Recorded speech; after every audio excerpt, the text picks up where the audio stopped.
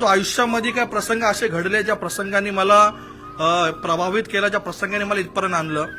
वर्षभरापूर्वीची गोष्ट मॅडम तुम्हाला मी सांगू इच्छितो. वर्षभरापूर्वी माझ्या वडिलांना मी गमावलं. वडिलांना गमावलं मागचं कारण होतं, मूळ कारण होते म्हणजे आरोग्य.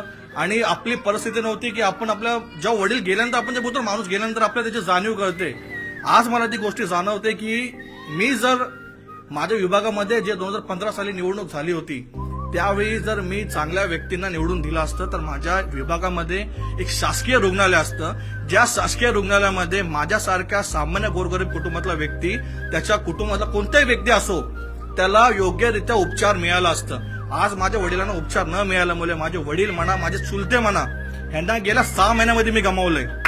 त्याच्यामुळे ती जी माझ्या मनाला लागलेली आग आहे ती या इतरांच्या मनात नाहीये, कारण की त्यांना माणसं गेले त्यांना पस्तावा नसतो. परंतु मी ठामपणे सांगतो, मी इथे कोणताही टेंडर गेला नगरसेवकासाठी उभा नाहीये, मला कोणाचाही मागे आशीर्वाद नाहीये. भरपूर माझे जे मित्र आहेत, ज्यांना मी तुम्हाला सांगतो भरपूर राजकीय पक्षामध्ये मॅडम माझे मित्र आहेत, ज्यांच्या मागे त्यांचे वडील उभे आहेत, ताकदीशीर पैसा ओतत आहेत पोरासाठी, पण माझ्या मागे कोण नाहीये.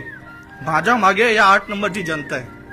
आणि मी ठामपणे सांगतो, हे जे माझे अश्रू आहेत ना, हे अश्रू या विभागाची क्रांती करणारे अश्रू आहेत. आणि मी ठामपणे सांगतो, माझ्या विभागामध्ये एकही व्यक्ती उपचारापासून वंचित राहणार नाही, आरोग्यापासून वंचित राहणार नाही, शिक्षणापासून वंचित राहणार नाही. माझ्या आसपासच्या तरुणांना, भरपूर तरुणांना इथं शासकीय, इथं खासगी जे शिक्षण संस्था आहेत या पूर्णपणे या ठेकेदारांमार्फत चालवल्या जातात.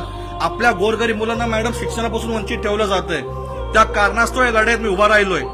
माझं मनोगत मी प्रत्येक वेळी मांडत चाललोय. मी जनतेला एक कळकळीची विनंती करतो, तुम्ही त्यांच्याकडून 500 घ्या, 1000 घ्या, 10,000 घ्या, ते तुमच्या माझा घामाचा पैसा आहे. त्यांनी मोलमजुरी करून कमवलेला पैसा नाहीये.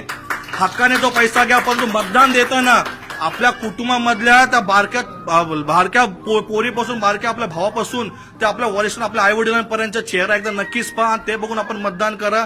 कारण की ह्यांना जर तुम्ही मतदान कराल, ह्यांनी जे पाळलेले गुंडे असतात ते उद्या तुमच्या घरावरती पंजा मारतील, एवढं लक्षात ठेवा. जर तुम्हाला वाचायचं असेल, तुम्ही आम्हाला एक संधी द्या. मग मी इथं ठामपणे उभा आहे. माझ्या आई बहिणीकडे कोण नजर वाकण्यावर त्यासाठी मी इथं उभा आहे. त्याच्यामुळे मला नक्कीच लोक एकदा सहकार्य करतील आणि मशालवरती नक्कीच बटन दाबून आम्ही विजय होईल, तुम्हाला ठामपणे सांगतो.